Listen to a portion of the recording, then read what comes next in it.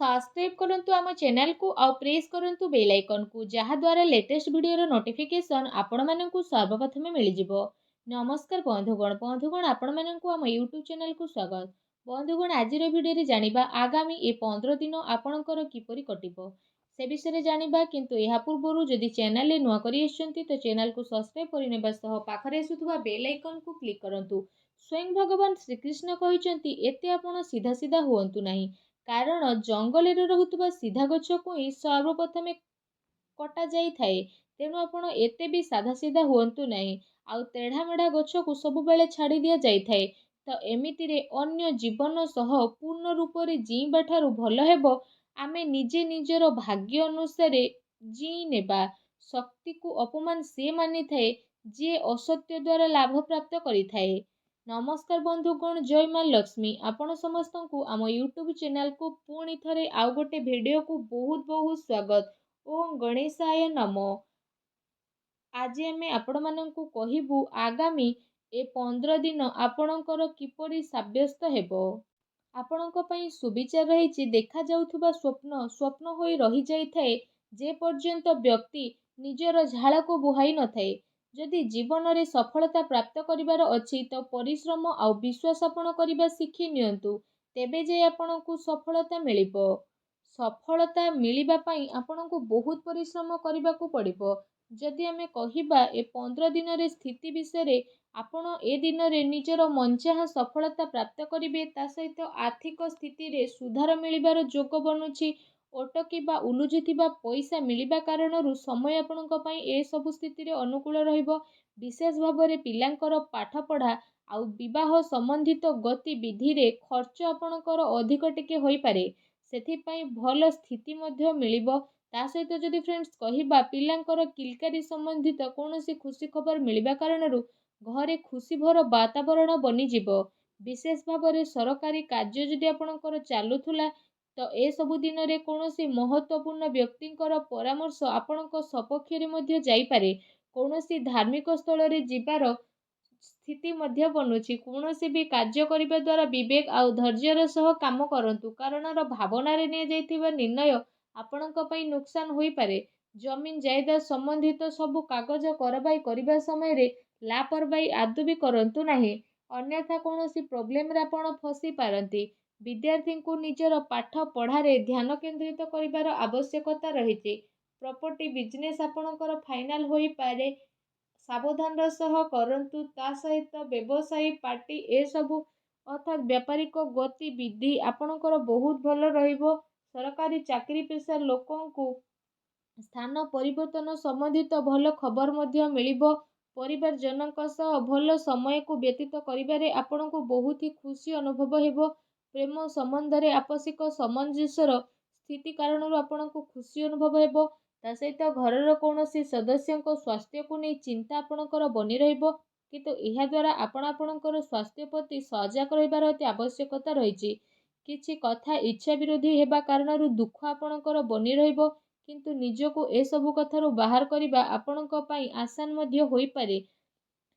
ए दिनर व्यवहार आपण भावनात्मक रूप रे न करी निजर काम करिबा पई आपण ट्राई करि नियंतु। जेते अधिक मानसिक चिंतारे आपण रहिबे सेते कार्य को आपण करि परिबे नाही। तेणु मन को शांत रखंतु। काम सिलसिला रे कौनसी व्यक्तिंक सह कथावार्ता करिबा समय रे शब्दर उल्लंघन करंतु नाही, नचेत परे प्रॉब्लम रे पड़ी पारंती। रिलेशनशिप सह जड़ित कथा स्पष्ट रूप रे सामना को आसीबो। एहार निर्णय नेबा आपणक पई आसान रहिबो। कौनसी काम को करिबा पूर्वरु ता सह जड़ित इनफॉरमेशन जानिबा पई ट्राई करंतु। एहा द्वारा बहुत भल स्थिति बनिबो। आपणकर सम्मान बढ़िबो। माता पितांकर वरिष्ठ लोकंकर मान सम्मान मध्य आपणकर बढ़िबार अति आवश्यकता रहिछि। ता सहित तांको आशीर्वाद और सहयोग मध्य आपणको प्राप्त हेबो। अन्य ठारो अधिक आशा करिबा द्वारा निजर कार्य प्रणाली रे विश्वास करिबार आवश्यकता रहिछि। व्यावसायिक स्थिति रे कौनसी प्रभावशाली व्यक्तिंकर मार्गदर्शन आपणक पई सहायकर साब्यस्त हेबो। कहार परामर्श रे आपण आदौ भी फसंतु नाही। चाकरी पेशा व्यक्ति को बहुत भल भाବରେ निजर काम को करिवे। एहा द्वारा अधिकारींकर लाभ आपणको मिलिबो।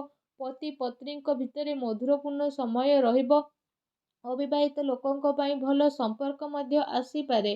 ତଥା ପରିସ୍ଥିତିରେ ନିଜକୁ ସନ୍ତୁଳିତ ଓ ମଜବୁତ ବନେଇକି ରଖିବା ଆପଣଙ୍କର ଆବଶ୍ୟକ ବା ଭାବନାତ୍ମକ ପ୍ରଭାବରେ ଆସିକି ସ୍ଥିତି ଆପଣଙ୍କ ପାଇଁ ବହୁତ ଭଲ ରହିବ।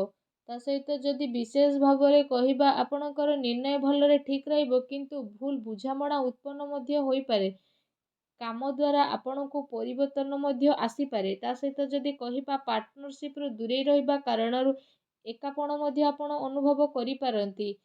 ଯଦି ମହିଳାଙ୍କ ବିଷୟରେ କହିବା, ମହିଳାଙ୍କ ପାଇଁ ସ୍ଥିତି ବହୁତ ଭଲ ରହିବ। ପ୍ରେମ ଜୀବନ ବିଷୟରେ ଯଦି କହିବା, ତ ପ୍ରେମ ଜୀବନର ସ୍ଥିତି ଏସବୁ ଦିନରେ ଆପଣଙ୍କ ସପକ୍ଷରେ ଯିବ। ଆଉ ଏ ସମୟରେ ଆପଣ ଆପଣଙ୍କର ସବୁ କାର୍ଯ୍ୟକୁ ପୁରା ସମ୍ମାନର ସହ ପୁରା କରିବେ, ଯେଉଁ କାରଣ ପାଇଁ ପାର୍ଟନର ଜଣେ ଆଉ ଜଣଙ୍କର ମହତ୍ତ୍ୱକୁ ବୁଝିପାରିବେ। ତା ସହିତ ଏସବୁ ସ୍ଥିତି ଆପଣଙ୍କର ଆହୁରି ଅଧିକ ମଜବୁତ ମଧ୍ୟ ବନିଯିବ। ଆପଣ ଆପଣଙ୍କର ଜୀବନସାଥୀଙ୍କ ପ୍ରେମର ସ୍ଥିତିକୁ ଅନୁଭବ ମଧ୍ୟ କରିପାରିବେ, ଯେଉଁ କାରଣ ପାଇଁ ଆପଣଙ୍କୁ ଦୁନିଆ ସାରାର ସବୁ ଜିନିଷକୁ ଭୁଲି ନିଜ ସାଥୀଙ୍କ ସହ ସମ୍ବନ୍ଧ ବନେଇ ରଖିବାର ଅବସର ମଧ୍ୟ ଏ ସମୟରେ ଆପଣଙ୍କୁ ପ୍ରାପ୍ତ ହେବ। ଆପଣ ଦୁଇ ଜଣଙ୍କ ଭିତରେ ଚାଲୁଥିବା ବିବାଦ ଖତମ ହେବାର ପୁରା ସମ୍ଭାବନା ମଧ୍ୟ ବନୁଅଛି। ତା ସହିତ ଯଦି କ୍ୟାରିୟର ବିଷୟରେ ଆଲୋଚନା କରିବା, ତ ଏ ସମୟରେ ବିଶେଷ ରୂପରେ ସେ ସବୁ ଲୋକଙ୍କ ପାଇଁ ଭଲ ବା ସଫଳତା ସହ ରହିବ ଯେଉଁମାନେ କୌଣସି ପ୍ରକାରର ଶିକ୍ଷା ବା ଲେଖନୀ କ୍ଷେତ୍ରରେ ଜଡ଼ିତ ଅଛନ୍ତି।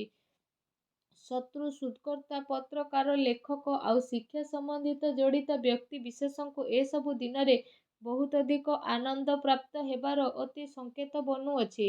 ଏ ଦିନରେ ଲମ୍ବା ଯୋଜନାକୁ ଆପଣ ବନେଇ ନିବେଶ କରିବାର ସ୍ଥିତି ମଧ୍ୟ ବନୁଛି।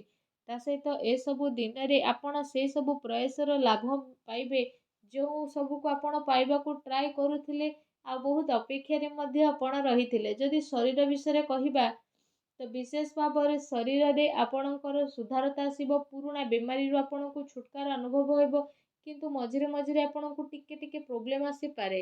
ବା ସାବଧାନ ରୁହନ୍ତୁ। ଖାଦ୍ୟପେୟ ଉପରେ ବିଶେଷ ଭାବରେ ଯତ୍ନ ରଖନ୍ତୁ। ଲମ୍ବା ସମୟରୁ ଆପଣ ଯାହା ଚାହୁଁଥିଲେ ସେସବୁ ଆପଣଙ୍କୁ ମିଳିବ। ସମସ୍ୟାର ଉଚିତ ହାଲରେ ପହଞ୍ଚିବା ପାଇଁ କୌଣସି ସଠିକ୍ ବ୍ୟକ୍ତିର ଆପଣଙ୍କୁ ପରାମର୍ଶ ନେବାକୁ ପଡ଼ିବ। ତେବେ ଯାଇ ପ୍ରତିଦିନର ସମସ୍ୟାରୁ ଆପଣଙ୍କୁ ଛୁଟକାରା ମିଳିବ। ଏମିତିରେ କୌଣସି ମେଡ଼ିସିନ ଡକ୍ଟରଙ୍କ ବିନା ପରାମର୍ଶରେ ନେଲେ ଆପଣଙ୍କୁ ପରେ ପ୍ରୋବ୍ଲେମ୍ ଫେସ୍ ହୋଇପାରେ। ଭାଗ୍ୟର ପୁରା ସାଥ ଆଗାମୀ 15 ଦିନରେ ଆପଣଙ୍କୁ ତ ପ୍ରାପ୍ତ ହେବ, କିନ୍ତୁ ଯଦି ଉପାୟ ବିଷୟରେ କହିବା, ତ ଆଗାମୀ 15 ଦିନରେ ଭଗବାନ ଗଣେଶଙ୍କର ପୂଜା ଆରାଧନା କରନ୍ତୁ। ଘରୁ ଯେତେବେଳେ ବାହାରକୁ ଯାଉଛନ୍ତି ପକେଟରେ ଦୁବ ନେଇକି ଯାତ୍ରା ଆରମ୍ଭ କରନ୍ତୁ। ନିଜର କ୍ରୋଧ ଉପରେ ନିୟନ୍ତ୍ରଣ ରଖନ୍ତୁ। ତା ସହିତ ସବୁବେଳେ ସତ କହିବା ପାଇଁ ଟ୍ରାଏ କରନ୍ତୁ। ଦେଖିବେ ଜୀବନର ପ୍ରତିଟି କ୍ଷେତ୍ରରେ ଆପଣଙ୍କୁ ସଫଳତା ପ୍ରାପ୍ତ ହେବ। ତା ସହିତ ଆପଣ ପରିଶ୍ରମ କରିବାକୁ ଆଦୌ ବି ଭୁଲନ୍ତୁ ନାହିଁ। ଯେତିକି ପରିଶ୍ରମ ଏଇ ଆଗାମୀ 15 ଦିନରେ କରିବେ, ସେ ପରିଶ୍ରମର ଡବଲ ଫଳ ଆପଣଙ୍କୁ ପ୍ରାପ୍ତ ହେବ। ତେଣୁ ଏହା ରହିଲା କି ଆପଣ କେତିକି ପରିଶ୍ରମ କରୁଛନ୍ତି ଆଉ କେତିକି ଆପଣଙ୍କୁ ଫଳ ମିଳିବ। ଯେତିକି ପରିଶ୍ରମ କରିବେ ତାର 2 ଗୁଣ ଫଳ ଆପଣଙ୍କୁ ପ୍ରାପ୍ତ ହେବ। ତ ଆଶା କରୁଛି এই ଭିଡ଼ିଓଟି ଆପଣଙ୍କୁ ଭଲ ଲାଗିଥିବ। ଯଦି ଭିଡ଼ିଓଟି ଭଲ ଲାଗିଥାଏ ତ ଭିଡ଼ିଓଟିକୁ ଲାଇକ୍ଟେ କରନ୍ତୁ। ଆଉ ଯଦି ଆପଣ ଚ୍ୟାନେଲରେ ନୂଆ କରି ଆସିଛନ୍ତି ତ ଚ୍ୟାନେଲକୁ ସବସ୍କ୍ରାଇବ୍ କରିନେବା ସହ ପାଖରେ ଆସୁଥିବା ବେଲ୍ ଆଇକନକୁ ବି କ୍ଲିକ୍ କରନ୍ତୁ। ଧନ୍ୟବାଦ।